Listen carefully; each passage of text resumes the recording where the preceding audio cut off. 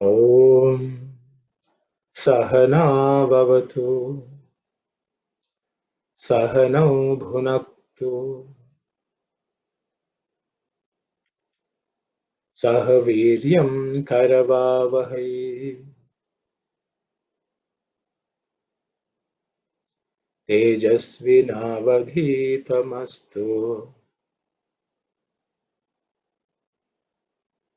Ma Vidvishavahai. Om Shanti Shanti Shanti.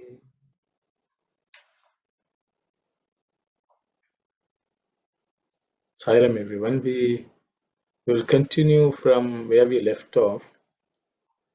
I think I remember we stopped with Omkaram Bindu Samyuktam. I think I went through the meaning quickly. Maybe I will spend a little more time and then we'll continue. So I will just read the shloka first. Omkaram Bindu Samyuktam Nityam Dhyayanti Yoginah Kamadam Mokshadam Chaiva Omkaraya Namo Namaha. The word meaning is Omkaram is the sound Omkaram.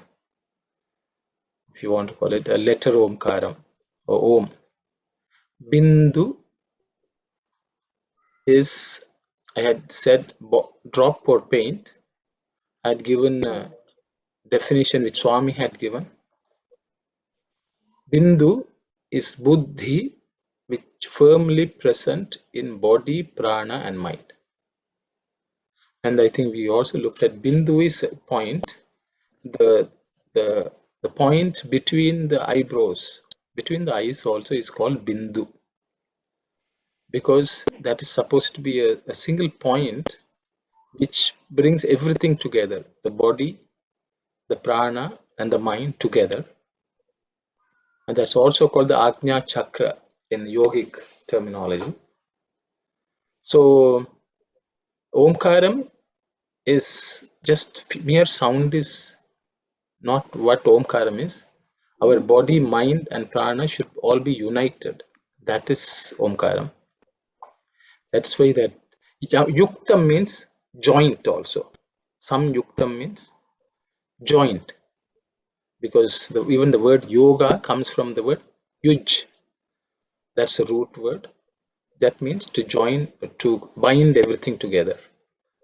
So Bindu Samyukta means that point basically brings everything together in a, some may also means something divine, something well done, things like that. Okay.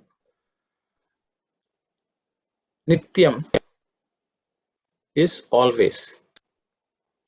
Dhyayanti, meditate. Yoginah. So the yogis are those who meditate on Omkaram with everything joined together. Their mind, their body and the prana all should be united. In that manner they meditate. So you can see that this itself shows how meditation should be done, because in meditation we will say you point the try to see with your eyes the point between the eyebrows and then do meditation. Through that process, that even that physical action brings together the mind, and also I don't know whether all of you know that as we start the meditation, we are supposed to observe the breath going in and out. So that means through that, the breath is also connected with this process. So actually that sentence also explains to us how yogis are people who are accomplished, who have joined themselves with the divine, how they meditate on Omkaram. Such meditation will give us kamadam, any desire which we want in this world. Kama is desire, dam means giver, use given the word fulfiller of desires. Moksha dam means moksha is liberation, renunciation. Dam means one who gives that.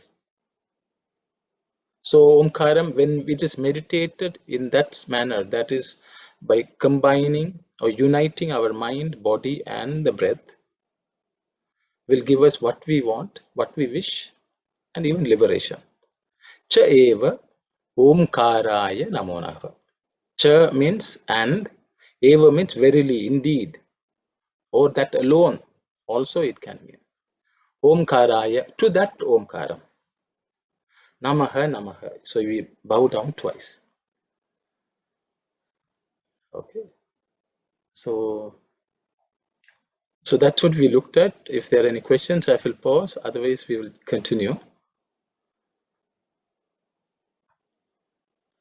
So I thought we should. Oh yes, Brother Vimal, listen. Sairam, I just made these slogas from whichever is here, the Omkaram with the Samyak and all that. Is it? No, someone told me, so I just want to clear it. Is it actually in worship of Lord Shiva, or just they are addressed to Omkara itself? Is it? It's a good question, brother. So maybe I will. Maybe it is because we are discussing Om. I will discuss to some extent. You asked whether it is Shiva. Okay. So if you take the Shiva Panchakshari, everyone knows Om Nama Shivaya. Om is God. It doesn't have any other form, anything else. It's just sound. That's the way we understand, but it's much more than sound. Om represents the divine. Right. So Om Namah Shivaya means to that Om I bow down. Okay. But then what is that Om? That is Shiva. So Om Namah Shivaya actually means auspiciousness. That Om is auspiciousness. An attribute of that Om is Shiva. But the thing is, people don't understand. So then they came up with the description of what Shiva is. And so, it was given certain description, and then people put together a form. So the way we understand even that Shiva, it's depending on what we understand. But ultimately, Om is God. It can be Shiva, it can be Vishnu, it can be Narayana, it can be Jesus, it can be Allah, it can be anything. Right. Divinity or Brahman, that is why in the original Vedic literature, you will not find Shiva as a form in the Vedas. And that's why, there is also this debate. They didn't have form, worship of form and all that. That is again, I think my understanding is that is also not a proper understanding, because from immemorial, from the time man was created or anything was created, we always perceived a form. Everyone perceived form. So there were people who were worshipping forms. But however, the rishis who were the spiritual scientists, they went in. They talk about form. We have what's called Aruva, Aruva, Ruva in Tamil we will say Uruva. That is Arupa, Rupa, Rupa and Rupa. That's from Rupam you go into Rupa. That is Rupa and Arupa. That is form and formless, Right. which is supposed to be the linga. And then from that you go into Arupa, which is beyond form. So the thing is, the Shiva, if you think it's a form, Omkaram it is that, and it is more. Oh, okay. It is more because the form limits God. You know, if you say I'm worshipping Shiva in this form, means we are limiting the Lord. But however, that allows us to penetrate and see something more. I think that's where we all get. Even if you take Om, what we hear is only a limit, which is perceivable within our senses. But Om starts before, which is Para. Pachanti Madhyama. You know, I will maybe next week I will discuss that. So the thing is, what we perceive is only limited. Even the frequencies which we hear is very limited. Right. So our perception. As you said, no, that debate is there. Swami Dayananda Saraswati and all, they who Arya Samaj Dayananda Saraswati, he was against form worship and all that. And yesterday Swami Sai inspires is somewhat related to this. He says for children, when you teach A, you have to put an apple and say A. That doesn't mean after you learn all the letters and you are versatile, you don't have to remember apple every time you pronounce A. So something later to this. So I just thought, thank you, sir. Yeah. So the thing is, that's the problem. You know, we should neither be against form or for form. You know, for in a very militant way, or you know that this is what it is. But both should be accepted and allowed. That's the way Sanatana Dharma works. Right. Yeah. Okay. Sorry. Thank you. Sairam Arano. Yes, Auntie. Yes, that spot between the two eyelids, the bindu, is it the third eye, what they say? I mean, the middle, it's there's third eye. See, the thing is, again, it comes back to the same thing. Because we understand the word eye. Eye means with eye only we see. So there is the third eye, means there's an eye which is beyond this, which can see. But how will we understand? So they draw an eye and say this is an eye. Eye does not mean a physical eye actually. The eye is the ability to see. Like if you say the jnanendriyas, the eye actually is not seeing. There's a power behind which is seeing. That is the eye. So it's the third eye, you can say, because once all three are united, that is the eye which sees. But it's not a physical eye. It symbolizes something, and just for our understanding, they write the third eye. Then there is, people have said, it's a chakra inside. There's amygdala. There are so many theories put together by people trying to explain it from physical terms, but you can call it the third eye. But it's bindu, that eye which brings everything together, sees everything. You can say that's the third eye. That's all I would say. But in this case, Swami I just gave the meaning of Swami. Swami says that that unites everything into one thing, integrates, and that is bindu. Okay, thank you. Sairam, I don't know. Yes, Auntie. What is the name you said for the chakra, body, prana, and mind together? That point. No, that point is called Ajna. Ajna is the Ajna chakra. Okay. Ajna. Yeah. Then otherwise you'll go into yogic discussion. Ajna means you can say that from which you can command, that which sees everything, that gives complete knowledge. Jna means to know. That is why, the third eye has this word, you know everything.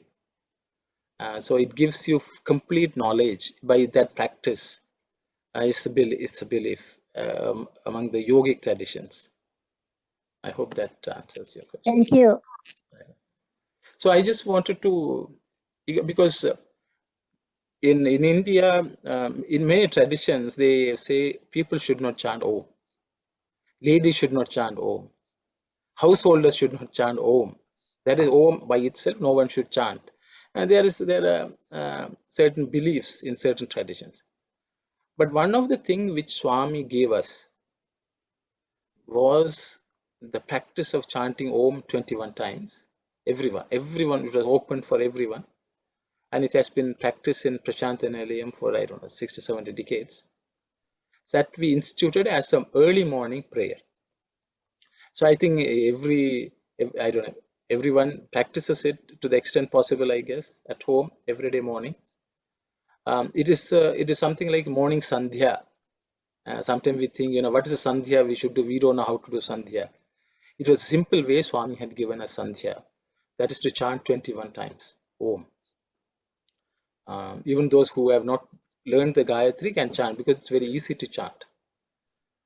And why 21 times? This one discourse which is on record where Swami has explained that. So I have extracted it for everyone's benefit. Because when we chant, we should understand why we are chanting. It's a discourse from 4th October 1992 of Swami. So I will just read it out in English because I thought it's very important. Because then I am going on with other texts from the Upanishads which explain this also. The pranava, the primeval summon Om, recital is one form of such spiritual effort. It is laid down at Prashanti Nilayam that the early dawn recital of Om should be done 21 times. This number is not arbitrarily fixed. It has a significance of its own. We have 5 karmendriyas, which are senses of action, and that's a way to translate. 5 jnanendriyas, senses of perception. That's the translation. But indriya is more than sense, it's an instrument also. And the 5, and we also have pranas, the 5 vital energies which sustains. So there are the pranas are called prana, apana, vyana, udana, samana.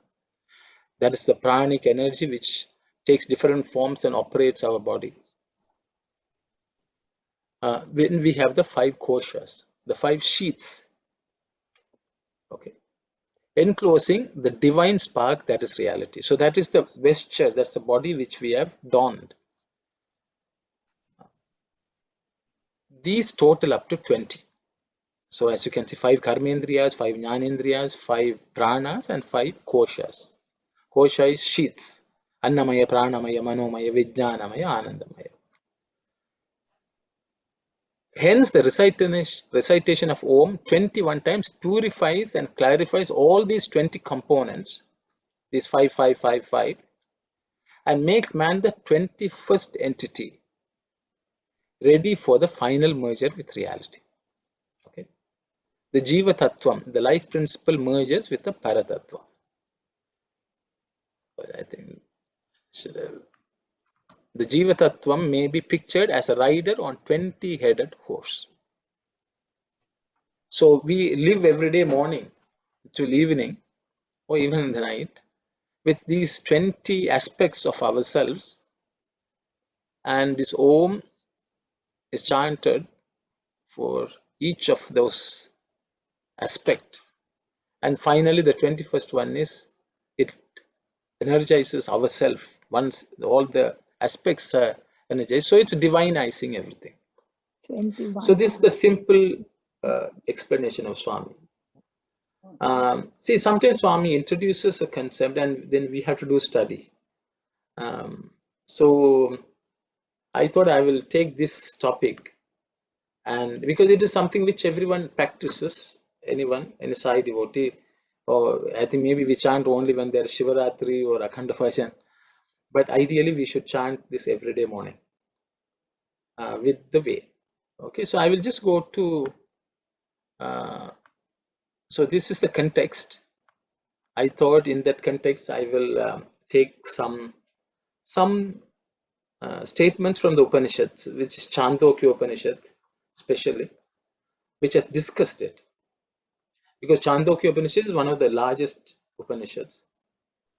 It has what I call Pratipatakas, and then there are Khandas and so on. It's one of the largest Upanishads, maybe second largest, or you could say next to Brihadaranyaka Upanishad. And the first Pratipataka, or you know, you can say the first volume, or I don't know, It is the first discourse also, some people say, or lesson you can say, which has multiple khandas or volumes. In that, the first khanda of the first Pratipataka talks about Om.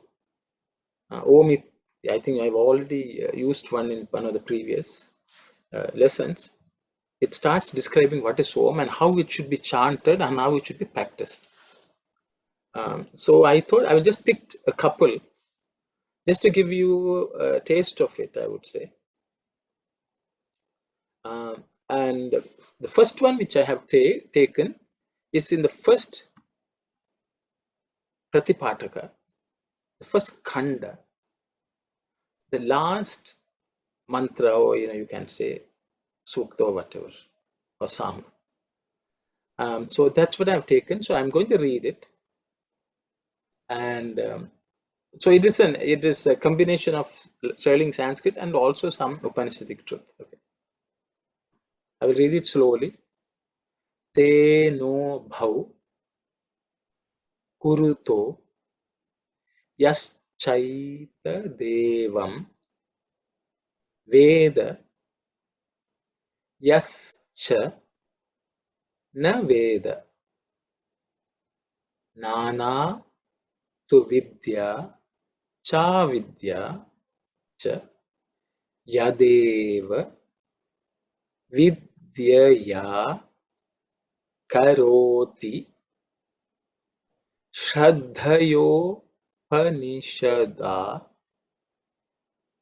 tadeva viryavatharam bhavatiti kalve tasyaivaksharasyopavyakyanam bhavati. It's a very many words put together. It's one samasa. I have broken down the words in individual terms in two slides. We will go through them. Okay, because it's not that you read this regularly. So, but it's a practice. If anyone wants, you can practice it. I have given the transliteration, so you can, te no bhav, kuruto. You can practice. It's an opportunity for you to practice Sanskrit. Unfortunately, the one which I saved yesterday did not have this. This slide and the next two slides. Please, I will upload it again. Okay, sorry about it. We'll look at the meaning. Okay. So te no bhav. There are two words coming together, tena and ubhav. So there's a sandhi between na and u. So that is how the na and u becomes no. So that's how this word te no bhav comes. Tena means by that. Okay, by that. But in this case, that refers to Om, because the entire first Pratipataka, first Khanda, is only explaining about Om. Okay, so by that also means God, Brahman also you can say, because Om and Brahman are taken synonymously, as we saw in the previous class. Om, Tat, Sat, all three are ways. Originally, that's the way God was referred. Oh, that's considered the supreme way of referring to the Lord. Okay. Ubhav means two, by two. So in this case, both. Okay. By that, both. Kurutaha means able to do something, able to work, they are functioning. By that, both are functioning or both are working, you can say. Okay. Yaha cha. Yaha means whoever. In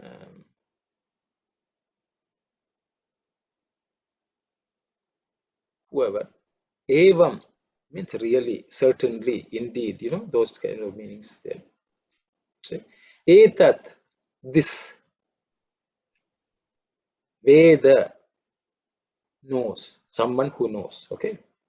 Yacha, whoever. Na Veda, does not know. What it basically means is, It is through the power of Om, those who know about it or who are aware of it, and those who are not aware of it, both function in this world. So what this statement says is only through Om, everything in this world is functioning, whether they know it or not. It is just like breath, everyone breathes, but not everyone knows because of breath that we are functioning. Everyone is not aware of it also. So, but it benefits both. So for example, we eat something, the nutrition is there in the food. People don't know what is the nutrition, but whether we know what nutrition we are consuming or not, that nutrition is still sustaining us and making us function and in this world and do things. So just the knowledge is not essential to derive the benefit to some degree. Okay, so but just the way whether we realize it or not, Chandogya Upanishad says it's only through Om that we are functioning, whether we know it or not. Okay, both the person who knows and the person who does not know, both of them are able to do things because of that. Okay, Nana means different, various, Tu, indeed, Vidya cha, knowledge, because the cha is and Vidya means knowledge, Avidya cha, ignorance. Because in English we will say so and so and so and so. Okay, he and she, that and this. We will use only and to connect. But in Sanskrit, the cha is added after each letter. Like in Tamil, we will say avanam ivalum. Means that both. I'm giving Tamil example because Tamil people may understand easily. So vidyacha, avidyacha means this and that. That's what it means. Okay. Yat eva. So vidya and avidya, various kinds. Nana means even the ignorance are many types of ignorance, many types of knowledge are there. Nana, you can say that also. Okay. And they are all various kinds and it differs in many ways.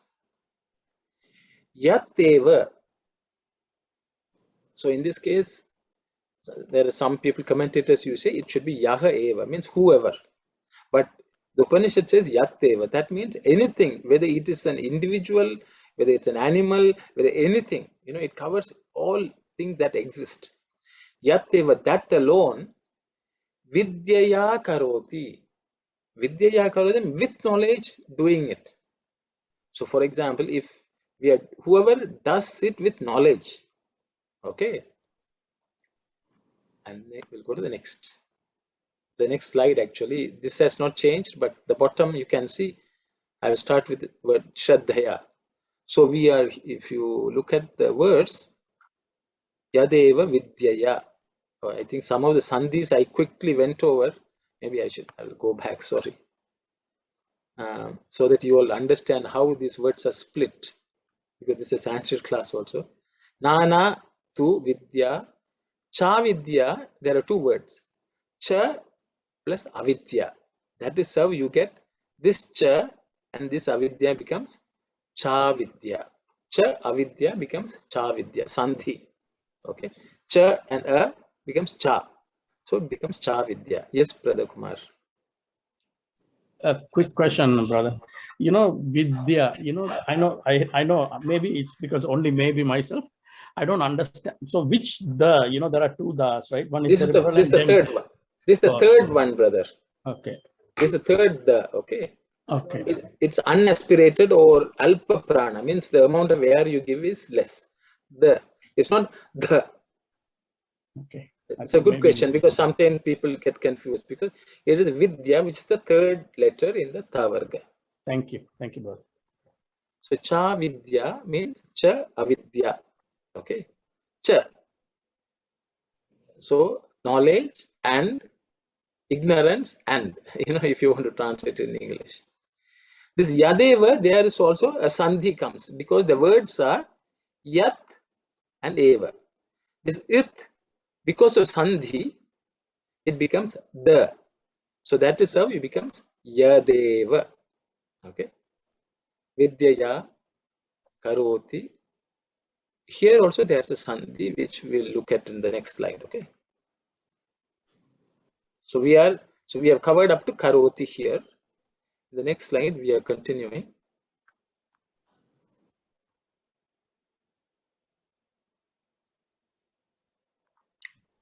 Shraddhaya means with Shraddha.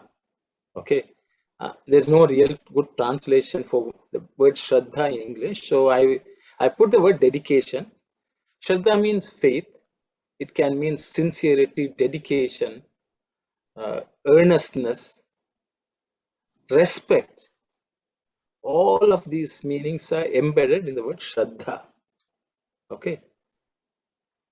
Upanishada. Upanishada means you can say what is stated in the Upanishads. That is one meaning. The other meaning is, which Swami has given, Upa Nish. So Upa means nearby. Nishada means to firmly establish or place ourselves. So Upanishad is where you sit with the Guru and learn, or you are firmly and closely associated with divinity. So both are meant by the word Upanishad. So that means with dedication, so with lot of respect, reverence, dedication, earnestness, of all these are covered with these two words of description, which says Shraddhaya Upanishadha. Okay. Tatteva. So that Shraddhaya and Upanishadha, this Ya and U becomes Yo. That's the Sandhi again. Okay. Ya and U becomes O. So that's how it becomes Shraddhaya, Shraddhayopanishada. Okay. Shraddhayopanishada. Shraddhaya Upanishada. Again, we are getting Tadeva. That alone. Okay, that alone. That is what alone? Shraddhaya Upanishada. Okay. This and Shraddha and Upanishada doing something. That alone. Viryavat Taram. Virya means it has energy, virility, power. It gives you all the energy and power, you can say. Okay, virility, valor, courage, everything is covered in that word virya. Viryavat means one who is filled with that.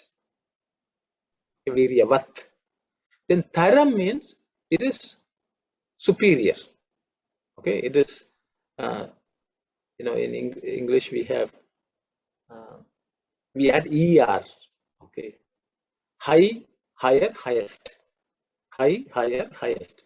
The higher, okay, comparatively advantageous, second level, second degree of betterment. Okay, you can say. Taram is the word in Sanskrit which is used. Okay, just the way in English we use er, in Sanskrit we use the word tara or taram. Okay,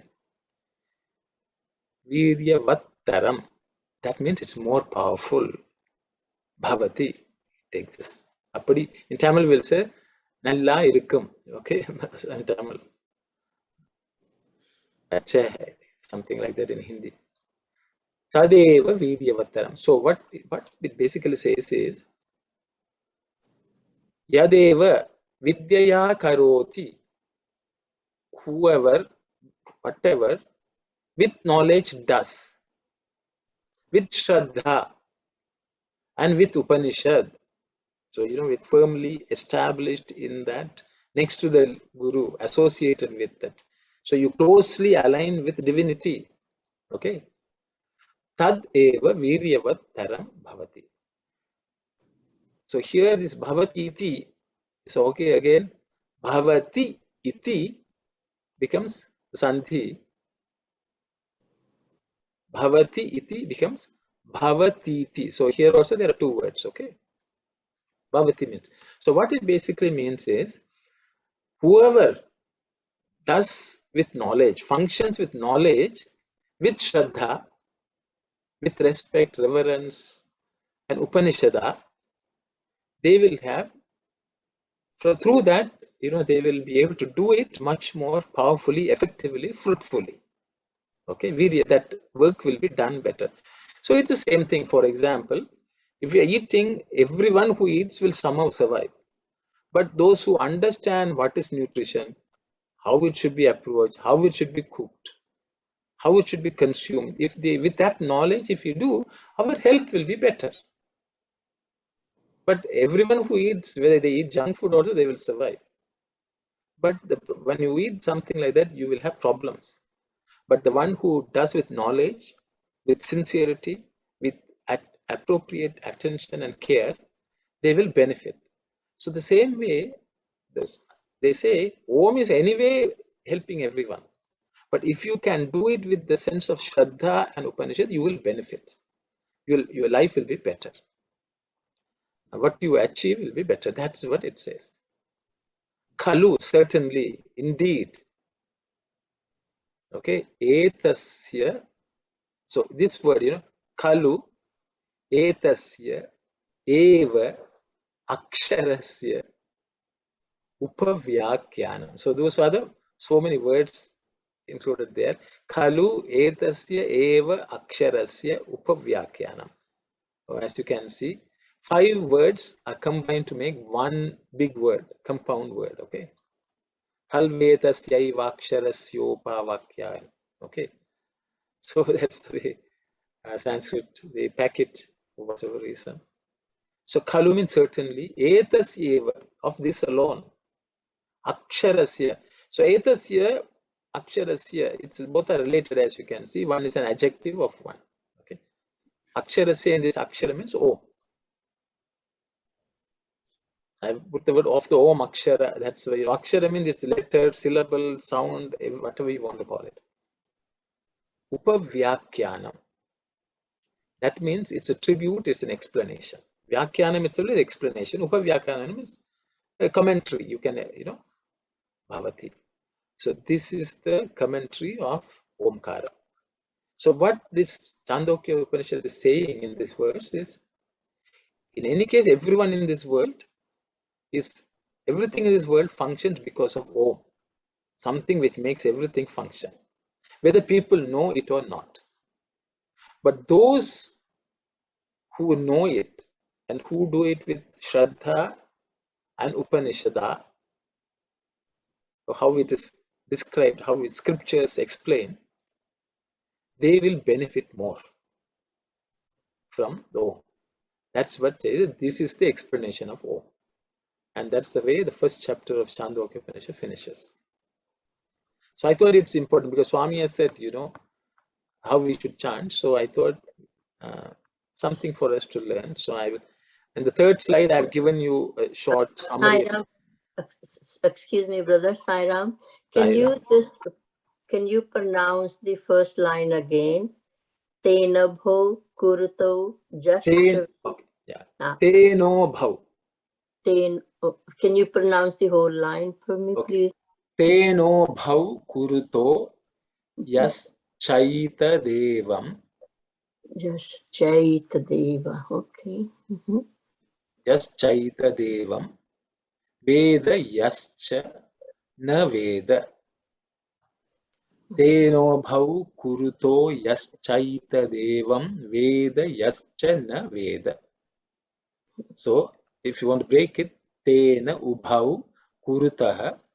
So kuruto is also again a sandhi, because of that though it became, but it's kurutaha is the simple without sandhi word. Tena ubhav kurutaha yaha cha etad evam yas chaita devam. Veda means one who knows. Yaha cha yascha na veda. I hope it's okay. Teno bhav kuruto yaschaita deva veda yascha na veda. Okay, good. Thank you. Thank you. So I don't know whether I'm packing too much material, but I hope you will get something out of it. And I think the material is there if you all want to study. I've given the references and things like that. You can Google, you can buy books and read. If you have any questions, you can ask me otherwise. But I thought I will introduce, because it's an opportunity for us to read something in Sanskrit, look at some sandhi and the words become familiar, also the concepts. So I thought it'll be useful because many people say, how will we learn Upanishad? So this is just a drop. It's not supposed to be a Chandogya Upanishad class, but you can study in your own way, and I'm sure just chanting it also, reading it also has some benefit. Sairam Arano, Yes, Auntie.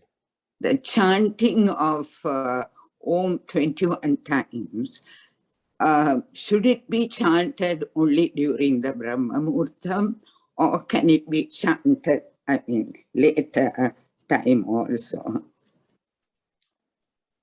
See, I don't know what the answer to give you. Ideally, Om should be chanted 24/7. Yeah. But at least we should chant 21 times in the morning at the time Brahma Muhurtam, which is the most effective according to Swami. Right. Okay, I hope that answers your question. Okay. Because the whole idea is, if we read the Bhagavad Gita sloka, if we are meditating and we are chanting the Om when we are leaving our body, we will definitely reach the final goal for which we are born. That's what Bhagavad Gita says.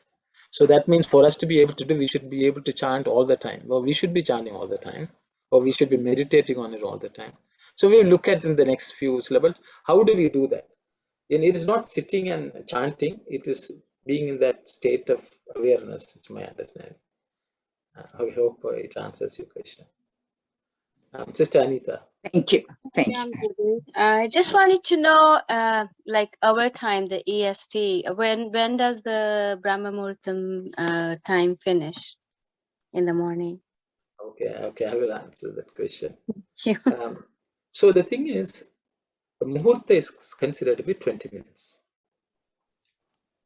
Brahma Muhurta supposed to come 3 Muhurtas before sunrise. Okay. That is the calculation according to Jyotisha. Okay. So there is a subject for that also, Yeah. there are Veda Angas, there are 6 Veda Angas. One of the Veda Anga is Jyotisham, which is astronomy. That explains time. And so Brahma Muhurta is that. I hope so. You take the sunrise time and 20. That's also not accurate because the night when you have to divide the night time into equal parts, and then you should come up with that. Yeah, I know they talk about like around 3 to 5 or something, and that's when the Pitra Yoga, or like So you can roughly say 1.5 hours before sunrise. Okay. Thank you. Okay, Thank something you. like that. Okay, but that's a separate discussion. Yeah, just an approximate. Thank you so much. Sai Ram, brother. Yes, Sister Anand, you had a question. Hi Ram, the last class and in this class also, the word Akshara came in the slokas, and I understood from the last class that Akshara means it's a letter or syllable. This is undestroyable. Every single word we utter, good or bad, is undestroyable. That means that from the time of our birth, whatever we utter, it would be in this cosmic cosmos until we die. So that's so the belief is it is not only what you utter, what you think also, because when the Om is not what we utter, not the sound which we hear. Om, only the visible part of that sound which is before and after. Okay, so Om actually covers everything, even your thought, even your intentions. Everything is covered by Om. So that is that Akshara. So for example, if I thought something, that will be around even after many births. because we have just left a mark, a footprint in this world. With everything which we do, we are leaving footprints that will never be destroyed.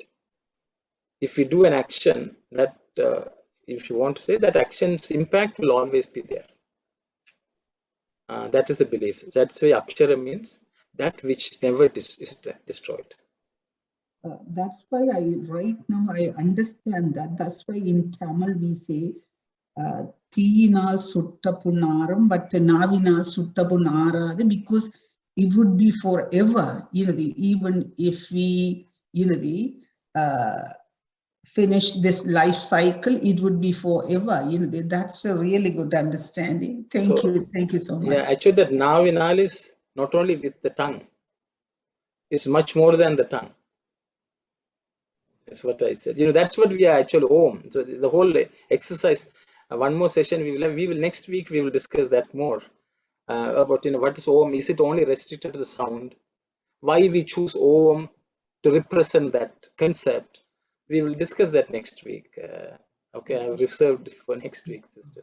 So we will cover that. Okay, so Akshara, there's no real one translation. Akshara is Akshara, and it can have multiple layers of meaning. That's what. Okay. Because in Sanskrit, I will just give an example. It's Sanskrit. The meaning is contextual. For example, we have a word called, and it's a digression. I don't have the material here, but I will just speak because she asked that question. For example, we take the word annam. Annam means everyone says it's food. But actually, the meaning of annam is that which is eaten and that which eats. That which is eaten and that which eats is the meaning of annam. For example, when we are a child, if we eat, we will grow. We are in the process of eating more. But actually, at that time also, the food is also eating us. In the sense, our cells are also dying. Okay, why? Because in the process of digesting the food, our cells are also dying. But what happens after a particular age, when we start past the midpoint, the harm which the food does is more than the benefit which the food gives. Because the food is eating us, that's how we become old. So anything which eats and that which is eaten is called annam. So in this world, everything eats something else and it is eaten by something else. A frog eats a worm or an insect, and the frog is eaten by the snake. Snake eats the frog, and the snake is eaten by something else. A peacock may be eating the snake, and the peacock is eaten by a hunter. So in this, that is the cycle of life. So annam means that. So is it that which eats? Both are meant by the word annam, but the context gives you different meanings. So many Sanskrit words explain a concept, and depending on the situation and circumstances, the meaning would have a different aspect, different dimension, I would say. So aksharam is a word like that. Whereas in other languages, each word is a label. A letter means, it's a label which we give to A. But in apple means it's a label. But in Sanskrit, it's not a label. It's a description of something. So just a digression because you asked about it. Oh, thank you so much. It's an excellent explanation. Thank you. Yes, Brother Tasan.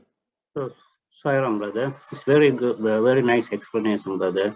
So based on these explanations, last 3 classes, so the 21 times, whenever we are normally doing that one before the bhajan, before any prayer, any time, to bring that 21 items to be calmed down. It could be, if we take karmendriya, and from the karmendriya, we are getting the perception, that other 5, so, and all the 3 gunas.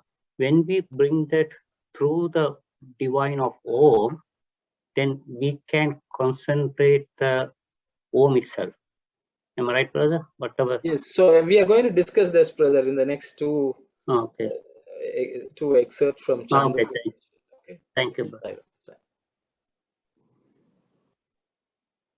So there are multiple explanations. I've just picked two from Chandogya Upanishad just to explain this concept. What Swami says, these 20 aspects are there, and we chant Om.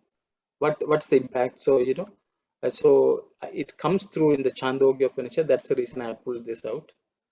It's not entire Chandogya Upanishad, just a sample. It's a sample, so you all. Okay, I will read it first, and then we'll do the same thing. Te ha nasikyam prana mudgitha upasam chakrire tam hasura papmana vividus tasmat teno bhayam jigrati surabhi cha durgandhi cha papmana hesha vidha. So this reading, there are lots of sandhis, so we will look at each word and look at the meanings. Okay. They means they or them or whatever. Ha nasikyam pranam, here pranam udgitam. So there are three words there, you can see. Pranam udgitam upasang chakrire. Okay. I've tried to sometimes put the word meetings together, but I will go over so that you all, okay. They, nas, her means them, okay. It's in nasikyam is nose. Let's put it that way, okay. Here we have wrote the word nostrils, okay. Pranam means prana. You can say oxygen, but it's much more than that. Udgitham means chanting or Om. We already looked at Udgitam as a name for prana, like Pranava, Omkaram, Udgitam. They're all synonyms, just for our purposes. Upasan Chakrire means who worshipped. Okay. So the meaning is those who considered the prana which is taken by the, or which is present in the nose, prana, as Om and worshipped it. Okay. So when we are taking a breath through our nose, we should think it is not oxygen, it's not air. We should think we are inhaling Om itself. We are taking much more than the air, much more than the oxygen. It is life itself is going inside us. Because when we breathe, actually life goes in. When we breathe out, the life goes out. Prana goes out. Okay, pranam udghitam upasan chakra. With that awareness, meditating like that, if you breathe in, okay, that is one. Ha asura. The asuras, however, tam papmana vividuhu. Okay, I have put one, So here it refers to those who are divine. This te means the opposite of asuras. So that means devas. So devas, whoever is deva, whoever is godly, will consider the breath which is in the nose as Om itself and worship it. With reverence, every breath will be taken with reverence. There's life going in me. There's God going in me. He's going to enliven. With that sense, we read, what we eat. If we know the nutrition, we will eat well. We will benefit much more. The same way, those who are such people who consider this, one kind of people do that. Ha asura. The asuras, however, those who are not godly, tam papmana vividuhu. They use the same Om, same prana, which actually without knowledge, they pierce it with evil. Papmana. They sin. They do it for the wrong, for the wrong use they apply. Papmana means intentionally with mana, papa, with sinful mind, you can say. Okay, vividhu means they pierce it. Okay, he Esha, this papmana viddaha means those who do with that kind of intention. Okay, with that intention, with that knowledge, to hurt, to harm, for. Okay, again we look at what is papa also, with evil. The is tainted with evil is what we have put. Tasmat, therefore, tena, by that, ubhayam means two. Okay, jigrati, this gha is the fourth in the ka varga. Ka, kha, ga, gha. Okay, jigrati, that means to smell. Surabhi cha, surabhi is good smell. Surabhi means which is good smell. Durgandhi is bad smell. Okay, so what it's saying is, those who do not consider the breath as om, they will be smelling good and bad in this world. They will be living in the world of duality. They will be affected by good, they will be affected by bad. So what it says is, by practicing, thinking that our breath is divine, we will rise above the duality of life, of seeing something as good, something as bad. We see everything as divine. Divine is not good. Divine is much beyond that. So what anyone who does not have this knowledge, who is not worshipping the breath which we take, will be forced to experience the good and the bad. You will be in the world of duality.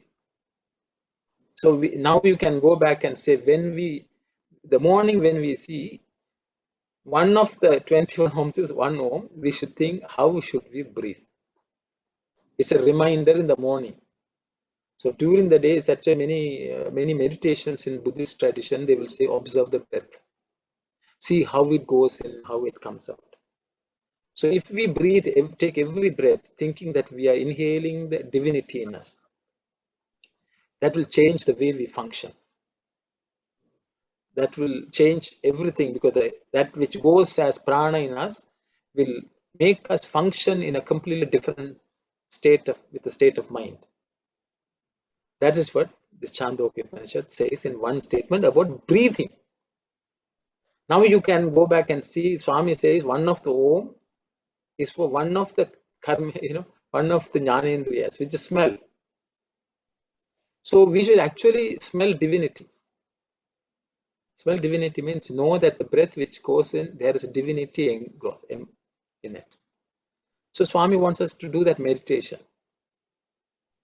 So I thought I will just show that how, see, that's why I said everything which Swami, see, Swami has given it us in simple words, what is embedded in the Upanishads. But we should, just to explain and understand it, we had to go back and read. Upanishads also are divine words, God's words. Okay, he has given us the essence, but we need to understand what that essence is. So I thought it's a good opportunity to see. Okay, so I am given in the next slide, the gods and goddesses worship the prana presiding over the nostrils as Udgita. The demons, however, misused it. To them, it was only an organ of smelling. That is why, this is, I got it from, internet, one Swamiji has translated, so that's what I've used. That is why, because of this misuse or improper use or ignorant use, let me put it that way, people smell both good and bad odors through the nostrils. So we have downgraded the nose to a state of only smelling this or that. But actually, this nose is the one which is giving us life. When we stop breathing, we are dead. That breathing means when we stop taking in life, we are dead. So that's the meaning. So I thought I would just mention that.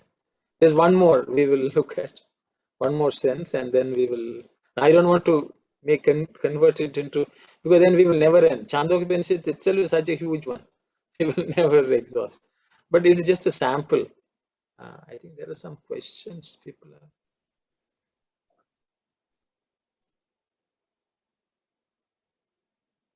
Okay, so more questions. So I'm just going to take the next. So that was the first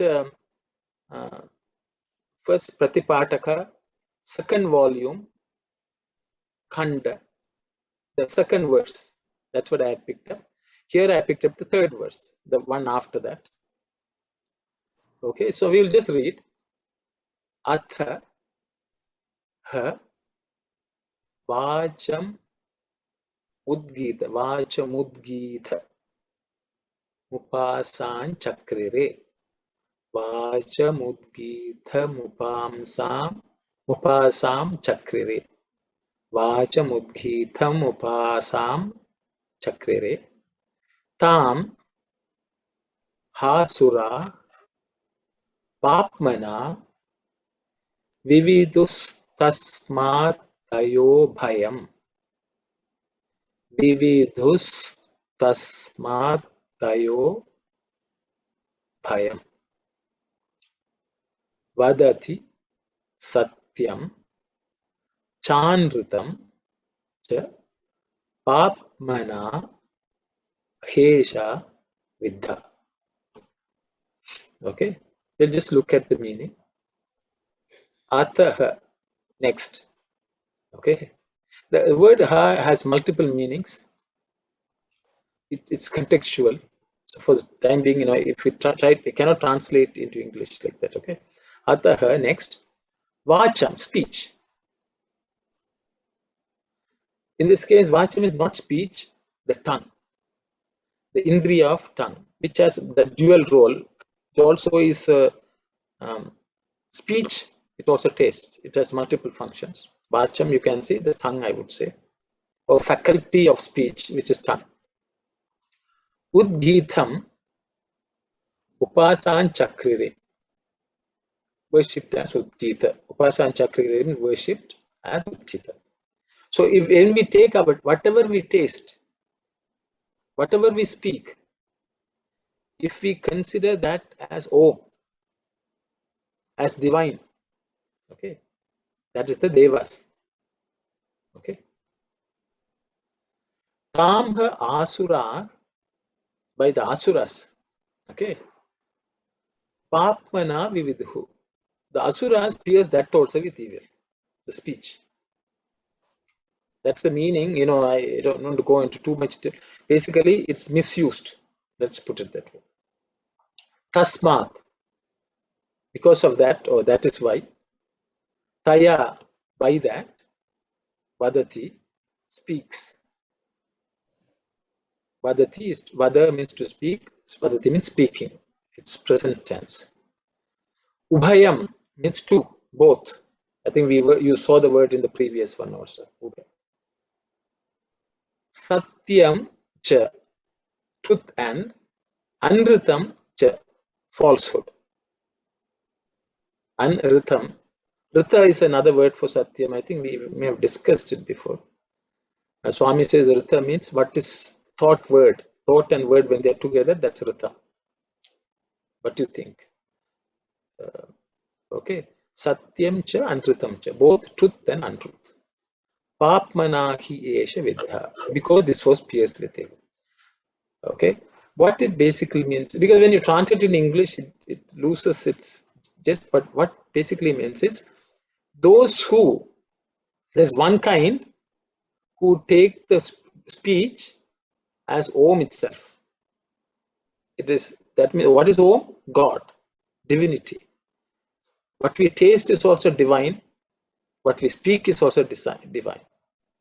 With that worship, that way we worship everything which we speak.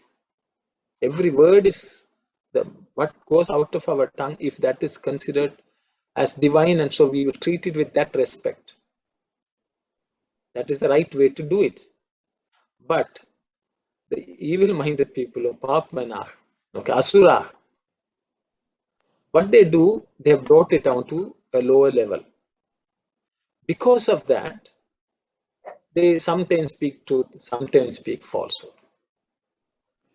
Okay, because it has been pierced with evil intentions or ignorance. Okay, that's what it is. So the thing is, Swami wants us to in the morning remind ourselves, what you breathe is divine, what you taste is divine, what you speak is divine, what you hear is divine, what you see is divine, what you feel the tongue is divine. So whenever we touch anything, we will touch that with, or we are touching divinity itself. So then we will only be attracted to divine things, auspicious things. So to set the tone for the day, that's why we chant 21 times. We remind ourselves.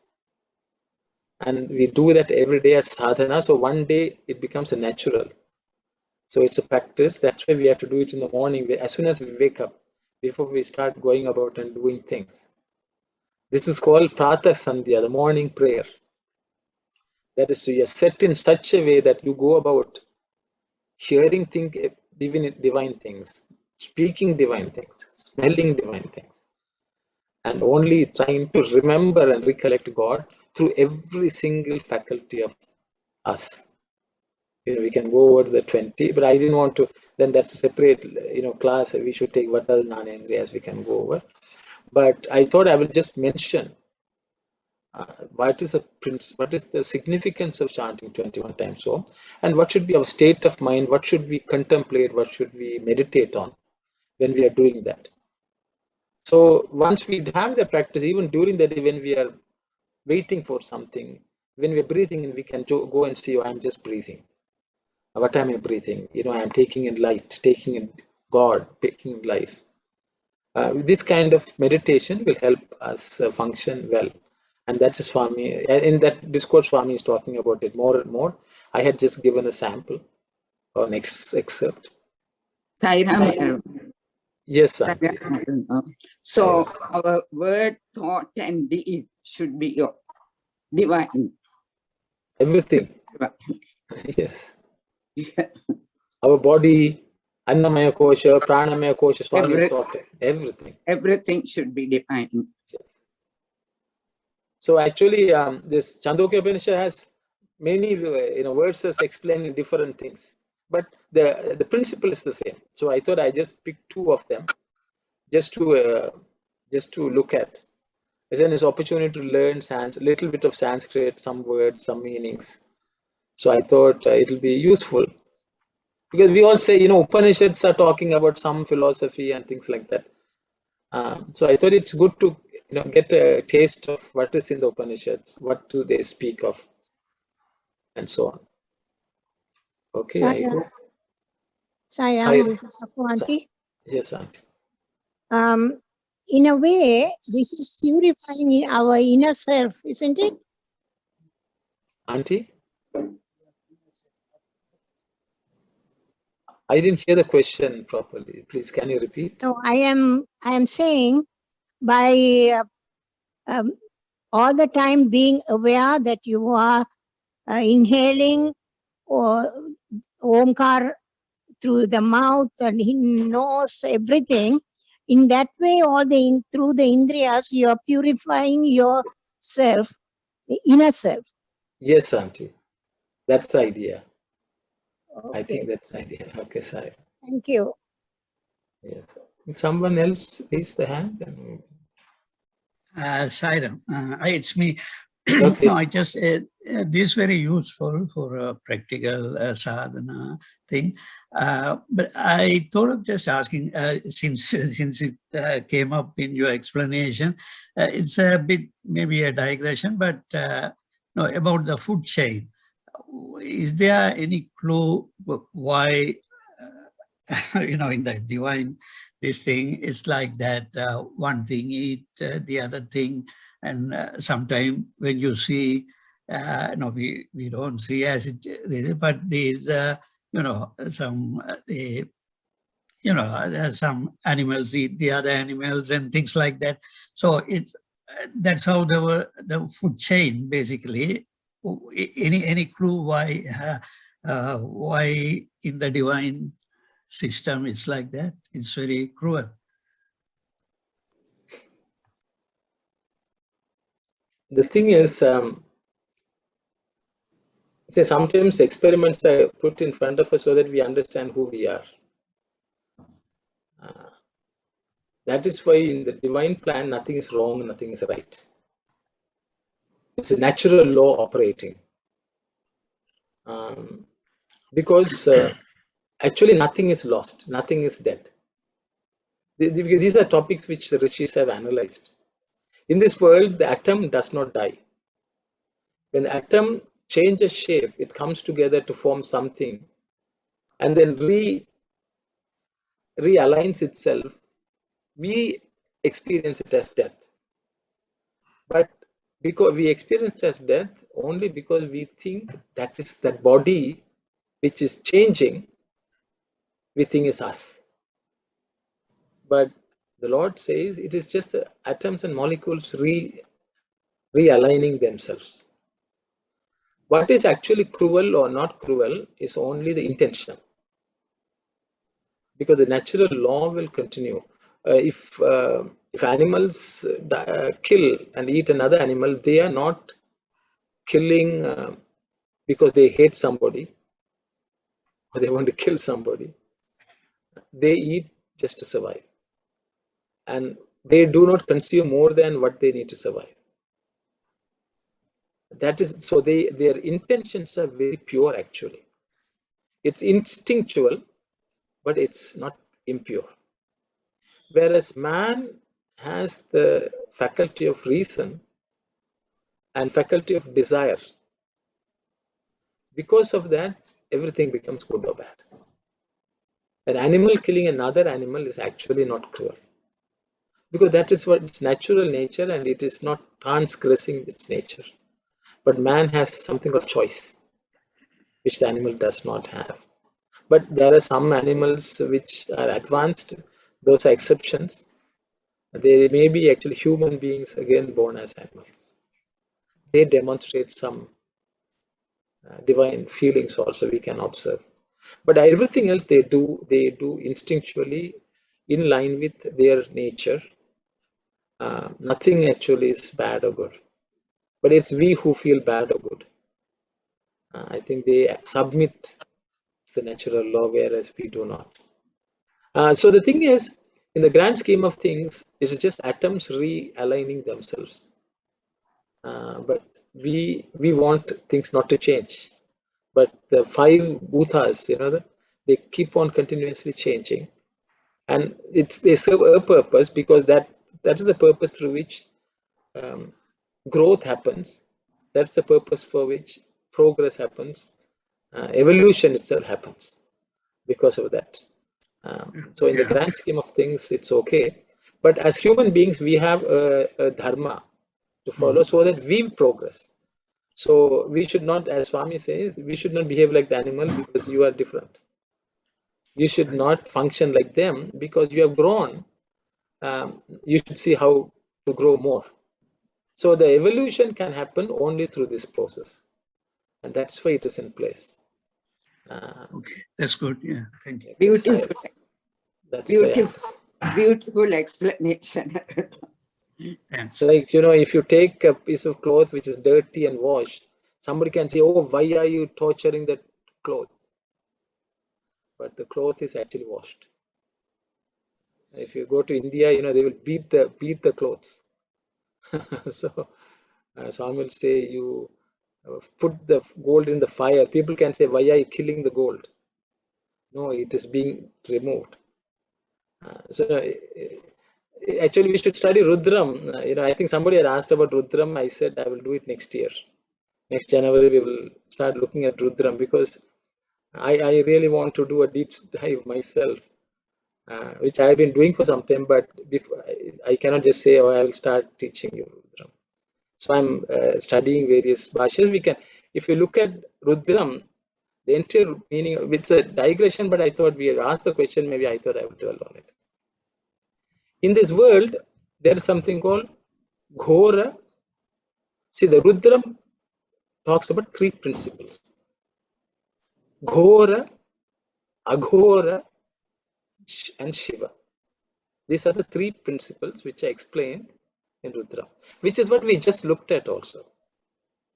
When you are in the lower level, you will see something as Ghora or Aghora. Ghora means that which is cruel. Aghora means that which is not cruel. The Shiva Tattva is beyond that. Shiva is above, auspiciousness is above the cruel and the not cruel. These three concepts are described in Rudra in many different ways. So what they say is, the Ghora is sometimes beneficial.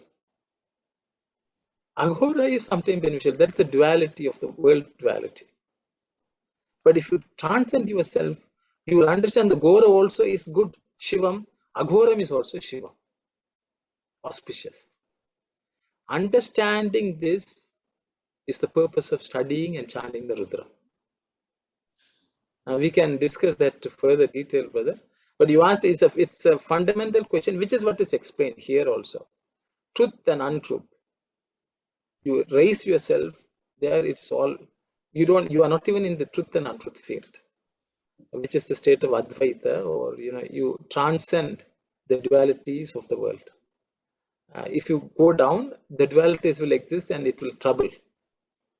If you transcend, it will be, you are in the state of non-dual, where you are neither affected by this nor that. That comes with knowledge. And that is the whole purpose of Upanishads. But we will discuss that. I hope I didn't bore you all with too much philosophy, but you asked the question, so I thought I'll explain. Which is what is being stated here also. There's truth, there's evil, then there's divinity. We should choose which one. We should raise ourselves. And once we start treating everything as divine, if anything bad happens, it will stop.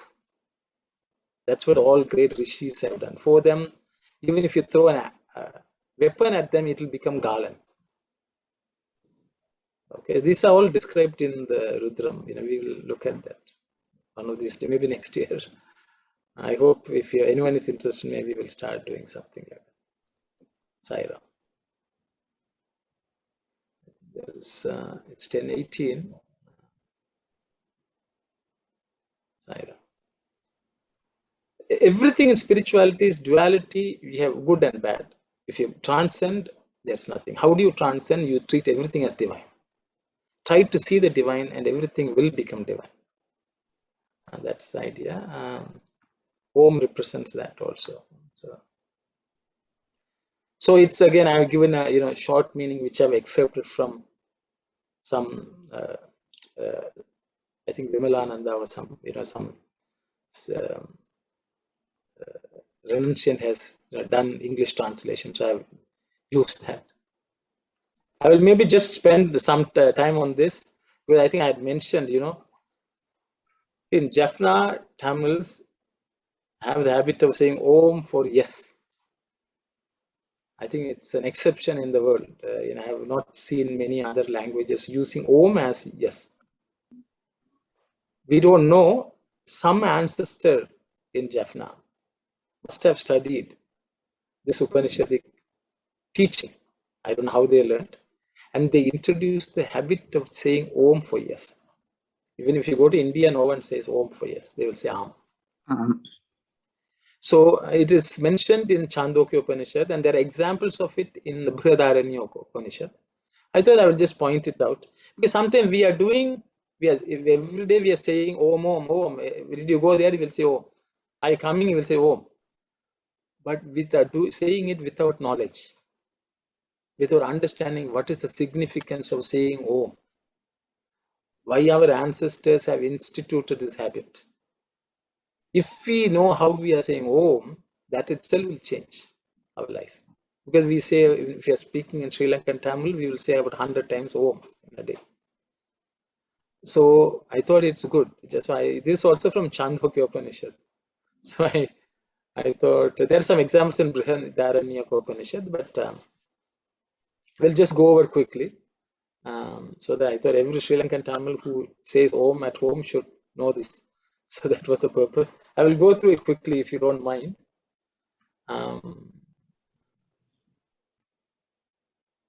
Tadva etadanyāksharam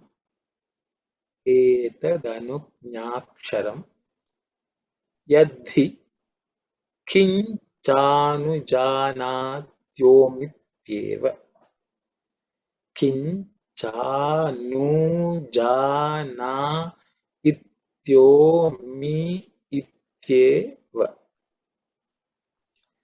tada haisho eva samriddhi iryadanujñā. Okay. Samriddhi iryadanujñā samardhayita havai kāmānām bhavati ya etadevam vidvanakshara mupaste. Okay. Because of time, I will just quickly go through if you all don't mind. Tadva. Actually, it's two words, tat and vai. This vai has become va because of some Vedic grammatical usage. Tad vai, that indeed. This is etad anujñā aksharam. 3 letters. Okay. Etad means this. Anujñā, consent, assent, permission, all that, their agreement, all these are meant by anujñā. Ñā means to know, anu means that which follows knowledge. If you know something, you will say yes. Yes, it is like that. Yes. You already know, so you express it, that is anujñā. Etad anujñā aksharam, letter, word, syllable, whatever you want to call it. Yat. This is yad hi, becomes yadhi. That's Sandhi again. Yat and hi. Okay. Yat means when. Kin cha anujñāti. Okay. Kin cha anujanati. Okay. Anujanati. Sorry.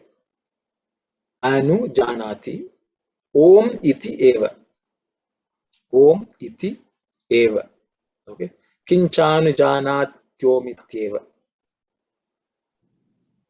So he kincha anujanati. Anujanati means to make known. Anujanati means to make known to somebody. Okay. Assent is to be indicated. So this anujñā to be indicated. Anujñā means yes, yes. You express agreement. Let's put it that way. Okay. Om iti. Om, thus. Okay. Om, thus. You can say. It is thus also you can say. I think. Om. So when you want to express something, when you know it for sure, when it's definite, you say Om.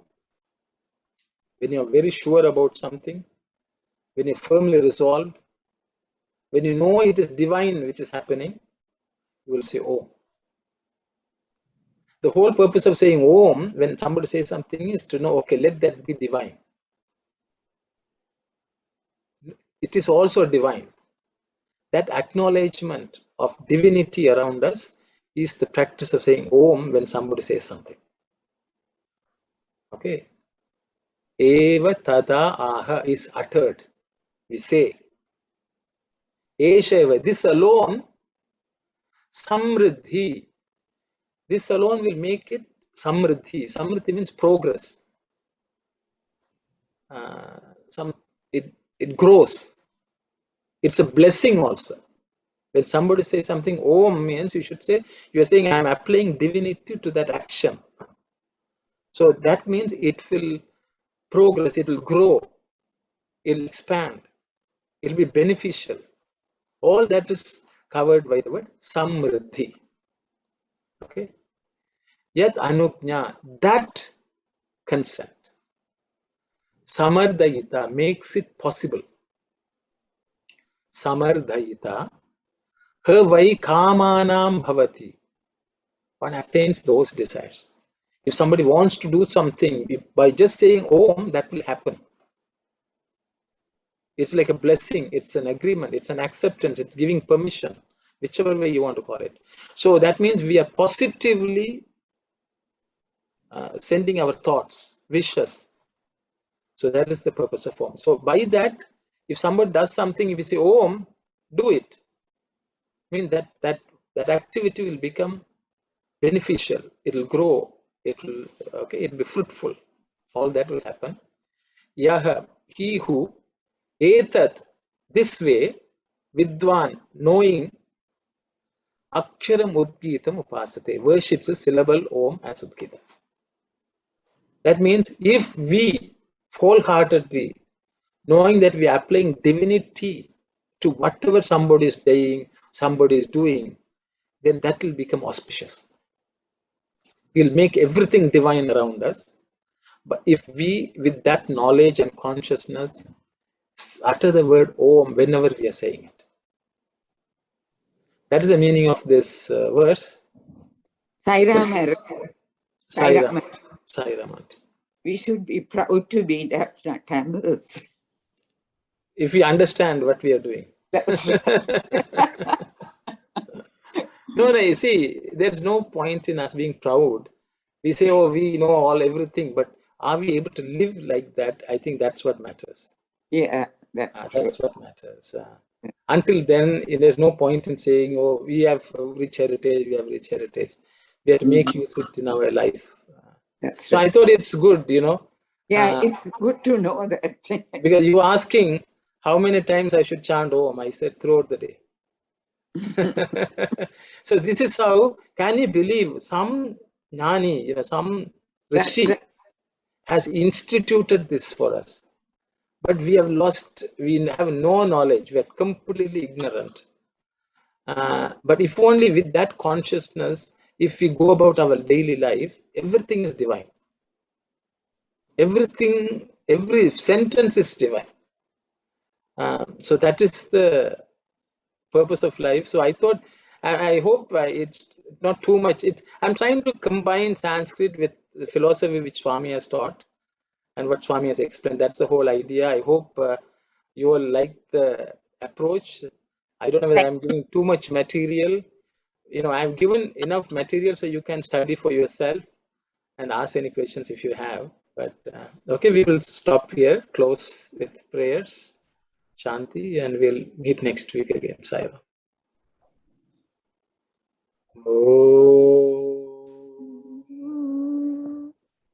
समस्तलोका सुखिनो भवन्तु समस्तलोका सुखिनो भवन्तु समस्तलोका सुखिनो भवन्तु ॐ शान्ति शान्ति शान्तिः Sai Ram everyone.